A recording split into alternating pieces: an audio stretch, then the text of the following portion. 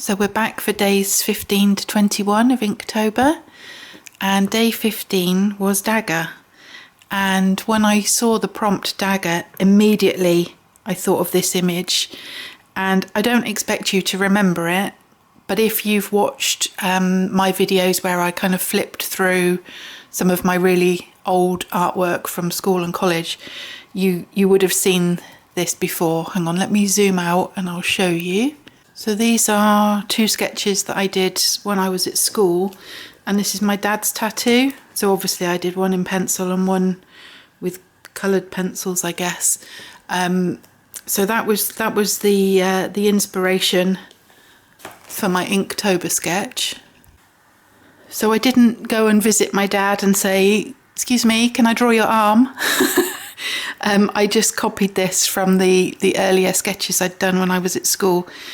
And to be honest, if I did redo it now from the original, the edges would be a little bit fuzzier.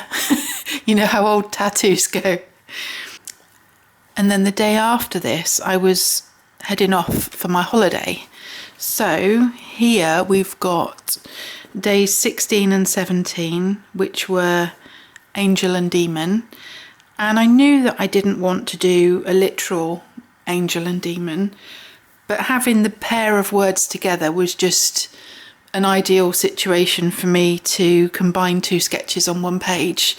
Because if you've watched any of my previous Inktober videos this year, you know I've not got enough pages in my sketchbook to do one page per day. I'm having to double up on some of them. So doing angel cake and devil's food cake seemed a nicer option to me than an actual angel and demon. But on the 16th, which was the angel day, that was the day I was travelling for my holiday. And then when I arrived, I unpacked, and then I did a little bit more travelling to go and visit a friend who lived fairly close to where I was staying. So I spent the evening with her family. And by the time I got back to my accommodation, it was quite late and it was cold.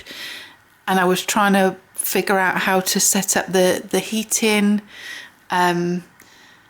So by the time I actually got around to having time to do the sketch, it was later than my normal bedtime. And you can tell, I mean, look at the perspective. I mean, these tiny slices of cake at the front, which are way smaller than the whole cake at the back. So my perspective is way off.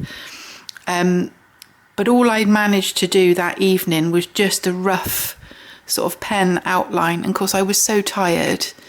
And then I finished that cake off the next morning. I finished the cake off the next morning. Sounds like I had cake for breakfast. I didn't.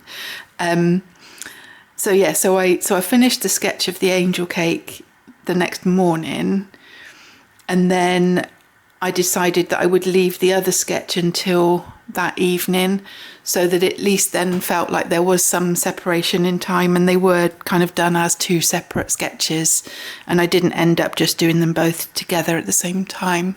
I hope that makes sense.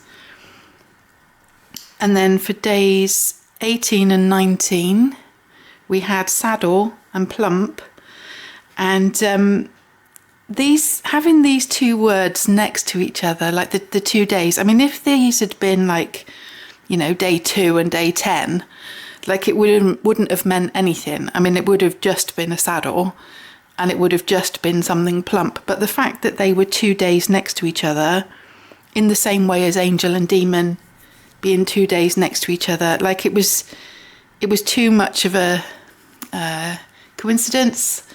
It was too much of a good opportunity to do one of these fat little ponies inspired by Norman Thelwell.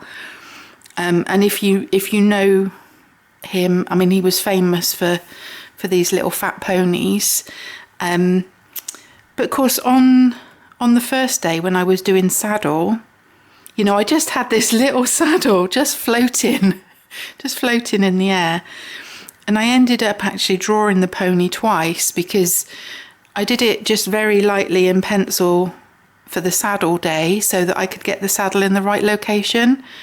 And then obviously then I rubbed out that pencil so that I could take a photo to share it on Instagram. And then the next day I had to redraw the pony and obviously fill him in for the plump prompt. But funnily enough, on the plump day, I met up with my friend again at a garden centre, and we saw a really fat robin, and we were like, oh, I should be drawing this fat robin for plump, but of course I already had the saddle floating in midair waiting for the pony, so I finished off the pony sketch. And then for day 20 we had frost. Well, we didn't literally have frost. It was quite cold, but not frosty. And this was the day I came home from holiday. So I'd visited a couple of places on my way home, and it ended up being a really long drive home because part of the motorway was closed. So basically my whole journey home was just on A roads through towns and villages. So by the time I got home, I was pretty tired, and so this was another one where I did not massively late, but I was really tired when I did this one. And this is the kind of the frost ferns that you get on the windows when you've got that combination of the condensation and the real cold temperatures. And I remember when I was a kid, one of the places that we lived for a short time, I remember having these ferns on my bedroom window when I would wake up in the morning. But nowadays I only ever see these on my car windows, which I'm very grateful for. I'm very grateful for not having frost ferns on my house windows anymore. So that was my frosty day. And then today we've got chain.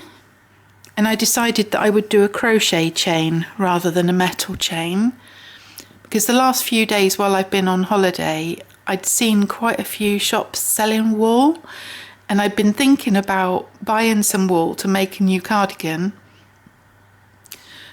But the problem with buying wool when you're on holiday, well, for me anyway, is I don't know how much wool I need.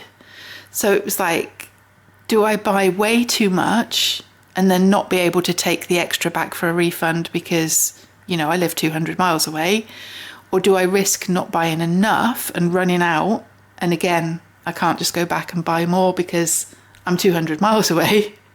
So I resisted the temptation of buying any wool, but I guess that's probably why the idea of the crochet chain was in my head rather than a metal chain, just because I've been looking at wool so much the last few days.